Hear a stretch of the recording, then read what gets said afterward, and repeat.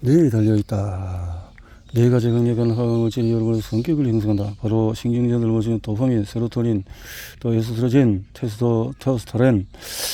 이 물질들은 우리 뇌의 특정 부위를 자극하는 네 가지 계획 시스템들로 이루며, 그것들은 도파민, 세로토닌, 에스트로겐, 테스토스테론 뇌 시스템이라고 불린다.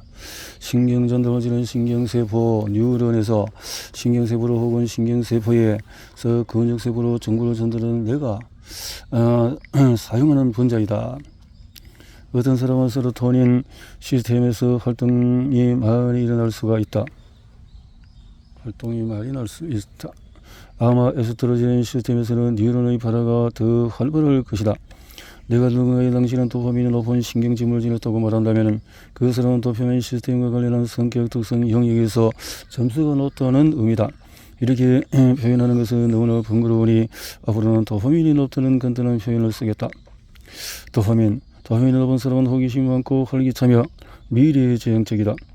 스릴을 즐기고 유명한 버진 그룹의 설립자이며 영국의 억만장자 리처드 브랜슨은 도파민이 높은 신경 지문에 잘 들어맞는다. 그는 어떤 일이 더 이상 재미있게 느껴지지 않을 때 바로가 무엇인가 새로운 것을 시작할 때이다라고 유명한 말을 남겼다. 우주선을 타고 우주비행에 나선 일까지 말이다. 21년도에 세로토닌이 높은 사람은 믿음직하고 꼼꼼하며 신중하고 성실하다. 규칙과 체계를 좋아하고 일관성과 안정성을 즐긴다. 전설적인 투자자 워런 버핏은 이메일이나 트위터가 도파민 러시를 유발하지 않게 하려고 각별히 신경 쓴다. 버핏은 그런 것들의 주의를 빼앗기는 대신에 집무실에 앉아서 하루 종일 무언가를 읽는다고 말했다. 그가 설립한 지주에서 버크셔 해외의 먼거의 워런이나 나는 충분히 생각할 시간도 갖지 않은 채 결정을 내릴 정도로 똑똑한 사람들이 아니다. 평소에 바르게 의사를 결정하지만 그것은 조용히 앉아서 독서와 사색을 하면서 스스로를 준비시키는 데 많은 시간을 쓰기 때문이라고 말했다. 테스토스테론은 높은 사람은 강인하고 단도직입자이며 권력 휘두르기를 좋아한다. 이들은 분석적이고 어떤 시스템의 규칙을 바탕으로 한 단계씩 논리적으로 이동하며 문제를 풀어가는 시스템 사고를 활용한다. 애플에서 스티브 잡스는 의욕이 충만하고 테스토스테론이 높은 리더였다. 스티브 워즈니악과 같이 유능한 인재들의 지위를 적재적소에 활용할 줄 알았고 그들이 집중을 유지하도록 도우는 일이 탁월했다. 하지만 잡스는 까다롭게 유명했으며 때로는 못된 상사이기도 했다. 잡스의 만트라는 집중과 단순함이었으며 그의 풀제품 디자인에 보인 집착에는 그만한 목적이 있었다. 잡스는 디자인은 재미있는 단어다. 어떤 사람들은 디자인이 제품의 겉모습을 의미한다고 생각하지만 곰곰이 생각해보면 디자인이란 사실 작동 방식을 의미한다고 말했다. 에스트로겐이 높은 사람은 공감을 잘하며 개인관계와 공동체의 구축에 능하다. 에스트로겐은 포옹 호르몬이라고 불리는 옥시토신의 분비를 촉진하며 이 호르몬은 유대감과 신뢰를 형성한다. 이러한 사람들의 신경 지원적인 특징은 비선행적인 수평적인 사고를 잘하는 것인데 이를 통찰을 얻을 때까지 다양한 각도에서 문제를 설명할 줄 아는 능력을 뜻한다. 또한 수평적으로 사고하는 사람들은 어떤 결정에 장기적인 영향을 미리 그려볼 줄 안다. 애플 공동 창업자 스티브 워즈니악에서 에스트로겐이 높은 수평적인 사고자의 특성을 잘 드러낸다.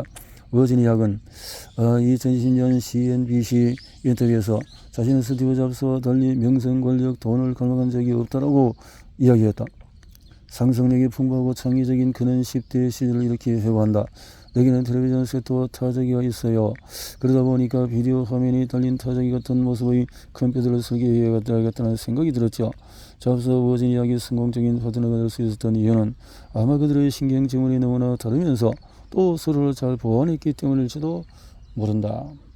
서로 보완했기 때문에 그럴 수도 있다. 수평적인 사고는 다양한 가능성을 동시에 검토하면서 문제를 해결하는 능력을 포함한다. 수평적으로 사고하는 사람들은 주로 통찰력을 활용하며 다른 방식으로 사고하는 사람들이 미처 포착하지 못하는 연관성을 발견하기도 한다. 숨겨진 신경격차. 과학자이자 베스트셀러 작가인 헬렌 피셔는 4가지 시스템의 성격을 형성하는 방식을 수십 년간 연구해왔다.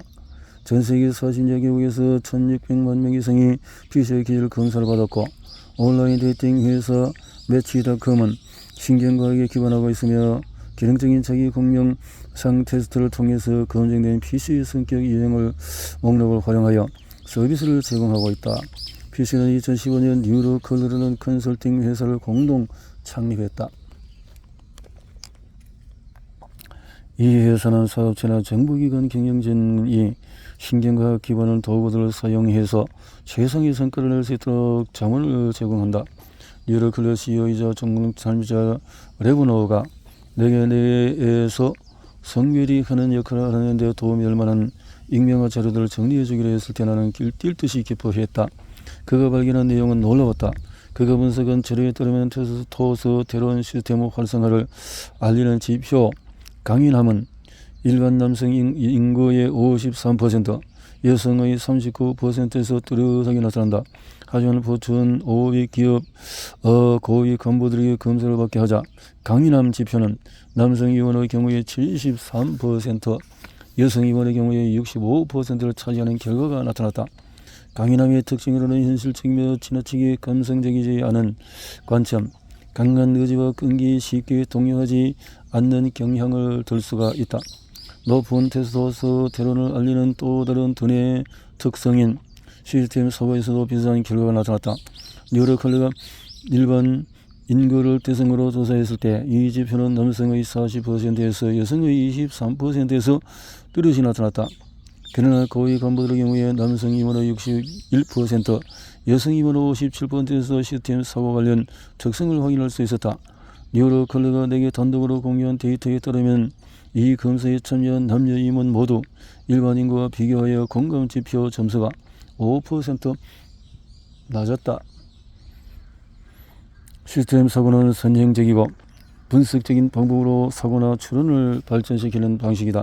시스템 사고를 하는 사람들은 자동차 엔진과 같은 특정 시스템의 일부분이 작용하는 방식을 살펴보면서 문제를 짚어내고 바로 잡는다. 나는 뉴로컬러 CEO 데이브 레브노와 이 미공개 데이트에서 확인한 놀라운 결과에 대해서 이야기했다. 고위 임원들은 테스토스테론 도파민 관련 기질에서 일반인들에게 비해서 높은 점수를 받았고, 이런 결과는 남녀 모두에게서 나타났습니다라고 레브노가 말했다. 성별과 무관하게 테스토스테론과 도파민이 높은 신경 지문이 우리 임원들을 인식을 장악하고 있다는 의미다. 나는 이러한 신경 격차를 스트레스 격차라고 부르며 우리가 다양성을 제거하기 위해서 해소하려 애쓰는 성별 격차보다 이 신경 격차가 암암리에 더 널리 퍼져 있을지도 모른다고 생각을 한다. 이 아너 모이는 남성 그리고 여성 오해하지 않길 바란다. 테스토스테론과 도파민이 높은 리더들에게는 장점이 아주 많다. 이들은 의지가 강하고 단도직입적이며 논리적이다. 살인적인 업무 일정과 극심한 중압감, 언제라도 무릎 꿇기를 수 있는 억센 환경에서도 아랑곳하지 않고 일을 척척 해낼 것이다.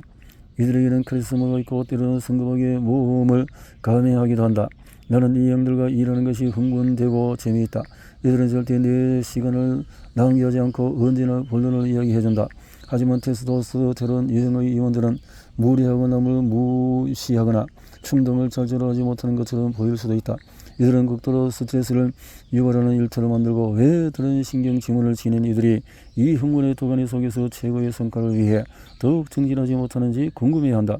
테스토스테론이 높은 리더들은 다른 신경 지문을 가진 사람들의 너무 힘들다는 하소연을 정말로 이해하지 못한다. 그저 사람이 게으른 것으로 단정짓는다. 실제로 리더가 조성한 빡빡한 업무 환경이 생산성에 악영향을 미친 것인데도 말이다.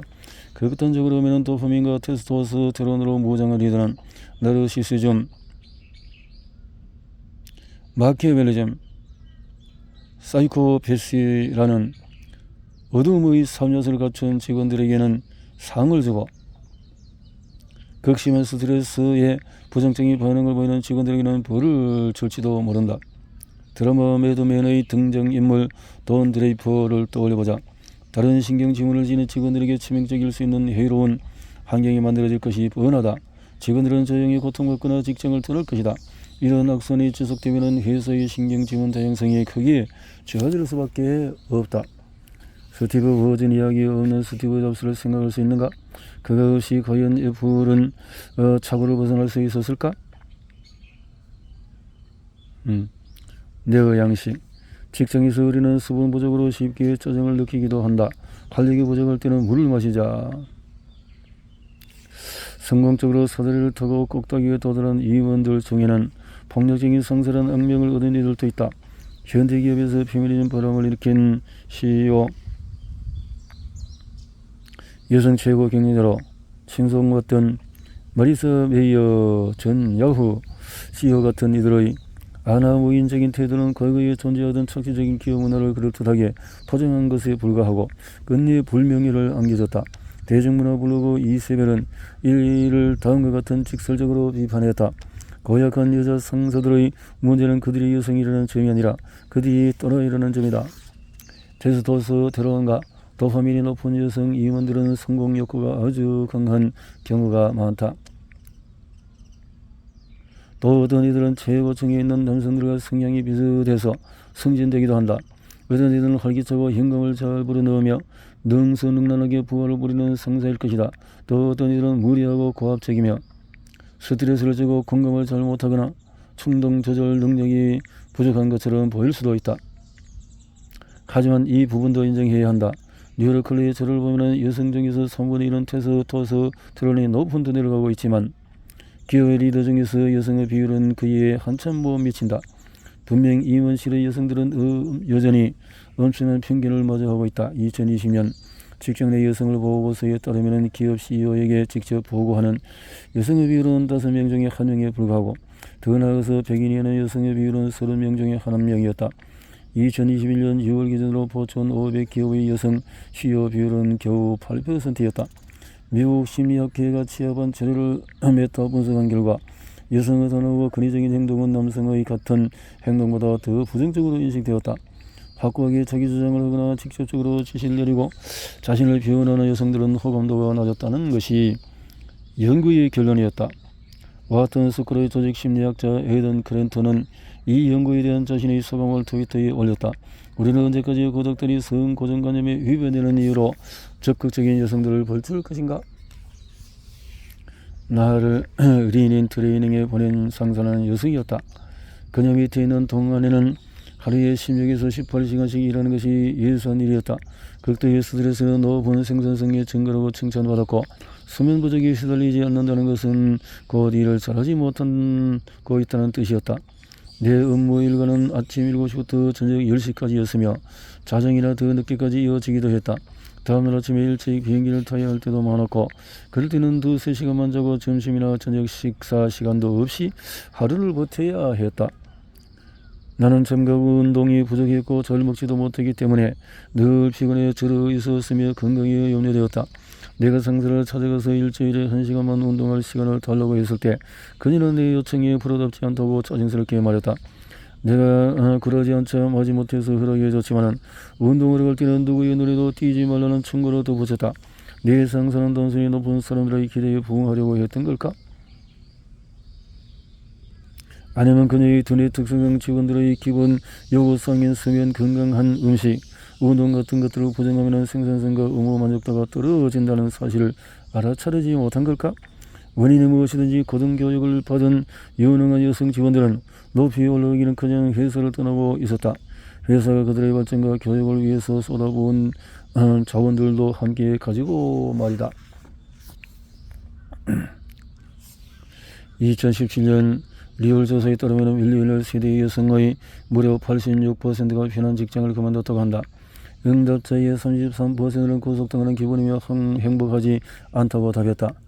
43%는 열정을 따라 일하지 못하고 있다고 느꼈고 10%는 자신이 충분히 빨리 진전을 보이지 못했으며 회사의 의미는 영향을 주지 못하는 것 같다고 응답을 했다. 조직의 꼭대기에 신경격차가 존재하는 이유는 내가 받은 리닌 트레이닝은 강인한 남성처럼 행동하는 법을 가르치도록 설계되었다.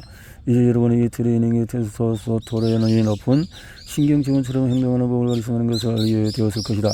그런데 당신은 만약에 에스트로겐이 높은 여성이라면 어떻게 할까? 강인함이나 선행적인 사고 같은 테스토스테론 특성을 모방할 수 있을지도 모르겠지만 그런 것들은 당신의 진짜 모습이 아니다. 당신이 정말 잘하는 것은 공감이나 수평적인 사고이기 때문이다. 우리가 남성 임원들을 린-아웃 훈련에 보내서 더 부드럽게 악수하고 따뜻한 미소를 짓거나 숭례 같은 그런 거를 배우게 한다고 상상해보자. 입장 바꿔 생각하면 이런 역량 강화 훈련이 똑똑하고 재능이 있는 여성들에게 얼마나 모욕적이면 왜 그들이 줄줄이 기업을 떠나는 것을 막지 못하는지 알 수가 있을 것이다. 오늘날 동성애자에게 이성애자 신용을 하라고 요구하는 것이 얼마나 맥빠지게 하는 일인지 모두를 잘 알 것이라 믿는다. 높이 올라가기 위해서 다른 사람을 흉내내는 것은 우리 인지적인 자원의 낭비이며 불안과 우울을 야기할 수가 있다. 더 부지런한 남성 중에도 에스트로겐이 높은 신경지원을 가진 사람들이 많고 그들은 특정한 환경에서 제대로 업무하기 어렵다고 느낄 수 있다. 뉴로클레가 공유한 자료를 보면 대략 남성 인구의 28%와 여성의 72%에서 에스트로겐이 높은 두뇌와 관련된 기질들이 나타난다. 따라서 성별을 근거로 누군가의 성격이나 사고 형식의 고정관념을 가져서는 안 된다. 성별의 신경지원에 영향을 주긴 하지만 신경지원을 결정하지는 않는다. 또한 이것은 시스젠더나 트랜스젠더 모두에게 적용된다. 이 책에서 여성을 언급할 때는 항상 트랜스 여성이 포함되며 남성의 경우도 언제나 트랜스 남성이 함께 포함이 된다. 제3의 성에 속하거나 어느 쪽으로도 성별을 확정하지 않은 이들도 다른 사람들과 마찬가지로 고유한 신경지원을 지닌다. 인정은 신경지원에 거의 영향을 끼치지 않는다. 이는 내가 신경과학자로서 일터의 인정 다양성을 문제를 논할 적이 없다고 느끼는 이유다. 하지만 회사들이 내가 제안한 뇌친화적인 요소들을 적용시켰을 경우에 자연스럽게 일터의 성별과 인정 다양성이 높아진다는 사실을 확인할 수가 있었다. 사고의 다양성의 힘. 누군가는 테스토스테론이 높은 유형의 여성들을 임원진에 올려서 성별 격차 문제를 해결하려 할지도 모른다. 그렇게 뽑힌 여성들은 아마 남성과 똑같은 방식으로 일할 것이다. 하지만 이 조치로 팀원들의 사고방식이나 문제 해결법이 더 다채로워지는 것은 아니다. 헬렌 피처는 수료 취집 사회에서 다양한 신경 지문이 진화한 이유가 있다고 주장한다. 수십만 년 전 아프리카에서 굶주린 사람들이 무리를 지어 돌아다닌다고 상상해봐요. 길을 가다가 버스를 발견하면 도파민이 높은 충동적인 사람들을 바로 달려들어서 독이 있을지도 모르는 버스를 먹이려 어려 할 거예요. 이럴 때는 세로토닌이 높고 신중한 사람들이 필요하죠. 잠깐만, 이건 평소에 먹던 버섯이 아니잖아? 그러면 테스토스테론이 유행이 우리 시험 삼아서 개들에게 버섯을 먹여보는 것은 어때? 라고 말하거나 에스트로겐 유행이 잠깐 모여 앉아서 이 버섯에 대해 아는 대로 이야기해보자 라고 제안을 할지도 모르죠. 인간이 서로 다른 방식으로 사고하도록 진화한 이유는 함께 머리를 맞대고 현명한 답을 찾기 위해서이다. 사고의 다양성이 더 효과적인 팀을 말한다. 헬렌은 이렇게 설명했다. 안타깝게도 조직들은 다양성을 고려할 때 인종성별 문화적인 배경만을 볼 뿐 생각의 다양성을 간과하곤 해요. 여성을 뽑는 것은 좋은 일이지만 그 사람들의 기질이 전부 같다면 생각만큼 다양성이 높아졌다고 할 수는 없겠죠. 다양성. 일터를 재구상해 볼 기회. 2020년 수백만 명의 근로자들이 집에서 일하기 시작했다. 그 어떤 야심찬 HR 책임자도 상상하지 못했던 엄청난 변화가 기업 사무실에 들이닥친 것이다. 이는 우리가 수십 년간 벌어온 일터의 혁명을 시작할 전례 없는 기회다. 모든 신경지문을 지원하는 뇌친화적인 일터가 이 혁명의 흥미진진한 새 패러다임을 제시할 것이다. 2021년 3월에 유출된 골드만삭스 내부 보고서에는 아주 충격적인 내용이 담겨 있었다. 1년차 애널리스트들은 하루에 5시간만 자고 주당 평균 90시간을 일했다고 보고했다.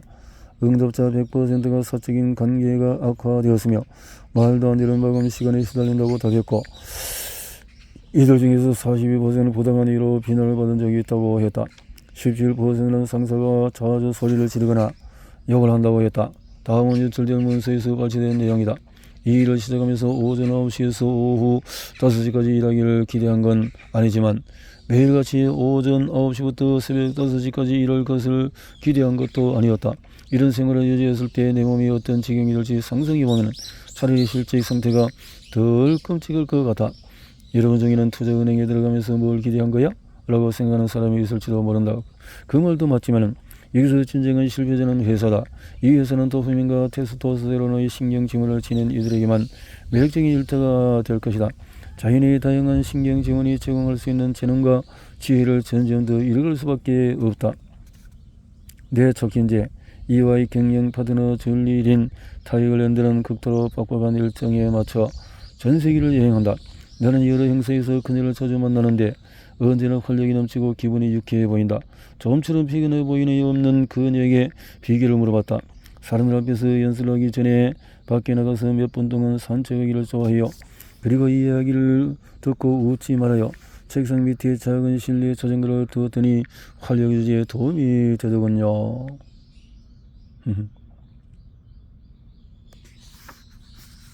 재미있게.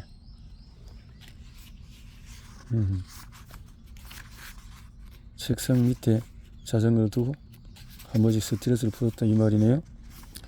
자, 변화의 시대. 기업들도 잠도 자지 않고 커피 유전하여 온 직원을 누비는 임원들에게 가장 높은 점수를 주는 오류를 범한다. 에스트로겐과 세로토닌이 높은 신경 지원을 지닌 남녀는 공감을 잘하고 연상적인 사고에 수평적인 사고에 능하다. 사람들의 사기를 저하고 화목한 관계를 구축할 줄도 안다. 이러한 특성 덕분에 통찰력이 있으며 팀을 하나로 만드는 리더가 될 수 있다. 예를 들어서 자녀를 출산한 여성은 불과 몇 주 안에 업무에 복귀해야 하고 피곤한 기색이나 아기와 있고 싶어하는 마음을 내비쳐서는 안 된다. 남성이 이혼까지 올라가려면 가족들과 거의 시간을 보내지 못할 것이라고 예상해야 한다. 이것들은 모두 정성이 아니다. 깜짝 놀랄 사실은 2020년 봉쇄 조치로 출퇴근 시간을 절약한 미국인들은 그 시간을 어디에 썼을까? 가족과 보내는 시간에 사용이 되었다. 여성이 원하는 것을 주고 다양성을 얻자. 구글은 2007년 유급 출산 휴가 시간을 기존 3개월에서 5개월로 연장했다. 그러자 출산한 여성 직원의 이직률은 50%나 급감했다. 내 고객들은 출산 휴가 연장과 같은 내친화적인 조치들이 자연스럽게 여성 이직률을 낮추고 전반적인 직원 만족도와 생산성을 향상시켰다는 사실을 알아차렸다. 앞으로 이 책에서 우리는 모든 신경지원 유형의 사람들이 행복하며 최대한 능력을 발휘할 수 있도록 도우는 내친화적인 업무 환경을 만들 수 있는 방법을 살펴보려고 한다. 제일 먼저 우리가 할 일은 극도의 스트레스와 과도한 업무 시간을 향한 찬양을 그만두고 진정으로 생산성을 높일 수 있는 일들에 집중하는 것이다. 사람이 아니라 일터를 바꾸라. 모든 신경 지원들을 끌어당길 수 있는 뇌친화적인 일터에는 다양한 이점들이 있다. 일단 사람을 바꾸는 것보다도 일터를 새롭게 바꾸는 쪽이 훨씬 쉽다. 여성 임원 네트워크에 따르면 여성 임원의 이직률은 31%다. 사적다리를 타고 더 높이 올라갈수록 상황은 나빠져만 간다. 꼭대기에 오른 여성이 직장을 떠나는 빈도는 남성 동료에 비해서 3배나 높다. 신경지원을 이해하지 못하고 여성의 목소리를 듣지 않는 회사들은 엄청난 숫자의 인재를 잃어간다.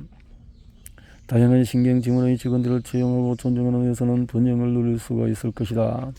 내친화적인 인터뷰. 줄리는 선도적인 글로벌 회계기업 EY에서 널리 사랑하는 고위 임원이다. 그녀는 EY 유럽 중동 지역을 담당하는 경영 파트너로서 97개국에서 12만 명 이상의 직원을 관리한다. 그녀는 또 플랫폼의 글로벌 리더로 유럽과 미국 이사에서 활동하고 있다. 줄리는 부담이 많은 커리어 속에서도 팀원들에게 힘을 북돋워주고 긍정적인 에너지를 전파하는 데 탁월한 리더로 많은 이들에게 영감을 준다. 프리드리케 줄리 이렇게 이야기하는 대화 내용이네요. 일자리에 대해서. 그래서 우리들께는 운동은 뇌 건강에 중요하고 기분 전환에 좋죠. 회의를 진행하면서 지치를 어떻게 하세요? 저희는 사무실에 커피 전문점이 하나 있어요. 우리 4시 내가 지루하거나 또할 때 가서 커피를 좀 사올게요. 마실 사람이 있어요? 라고 묻는다는 것을 전부 알아요. 하지만 그러면서 잠시 회의실을 빠져나와서 그럴 수 있고 다른 사람들을 위해서 뭔가를 해줄 수도 있죠. 지금 보고 들은 내용이 마음에 들지 않으면 관점을 전환해봐요. 관점을 전환해봐요.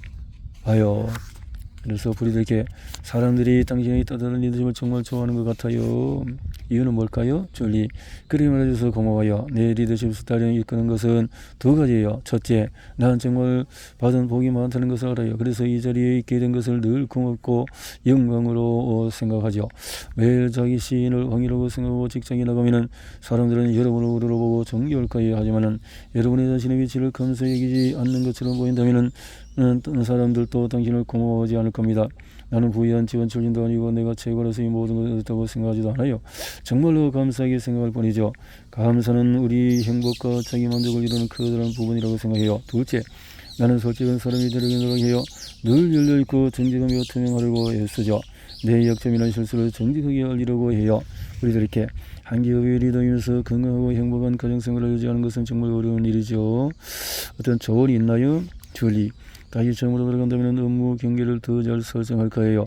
일을 처음 시작했을 때는 어떤 식으로 한계를 정할지 몰랐어요. 일을 너무 많이 떠맡고는 회사를 탈했죠. 그 당시에는 앤더슨에서 일했는데 사실 회사가 나더러 일주일에 80시간씩 일하도록 강요한 것은 아니었어요. 얼마만큼 일할지 한계를 전환하고 집에 나서 나를 필요로 하는 어린아이들이 있다는 사실을 기억하는 법을 터득해야 하였죠. 우리들 이렇게 사람들이 이런 경계를 설정하지 못하는 이유는 보통 두려움 때문일까요? 줄리. 제 경우는 두려움보다도 매번 몇 초가 모두 중요하다는 잘못된 생각이 가장 큰 이유였어요. 우리들 이렇게 이런 이유와의 변화를 주도했을 만큼 문화적인 변화가 있었나요? 줄리네. 특히 팬데믹 이후에요. 기존 프리젠테이즘 직원들의 결과 중심 패러다임으로 초점이 바뀌어서요. 이를 잘 처리해야 한다면 드린 시간이 얼마나 많든 적든 아무런 문제가 되지 않죠. 요연성과 다양성을 편안하게 받아들일 수 있다면 훨씬 더 높은 성과를 얻을 수가 있을 겁니다. 차이점은 여기에 있어요. 모든 과정을 통제하느냐 아니면 직원들을 믿고 스스로 일 처리 방식을 찾아가게 하는 동시에 안전장치와 지침을 제공하느냐, 서로 다른 리더십 스타일이죠. 이와이에서는 스스로 제대로 운영하죠. 경영자가 되었든 고위 매니저가 되었든 앞에 있는 사람이 하는 것을 보고 배울 수가 있어요. 아직 제대로 완전히 정착시키다고 생각하진 않지만 우리가 그리는 방향은 확실히 마음에 든다고 말할 수 있답니다.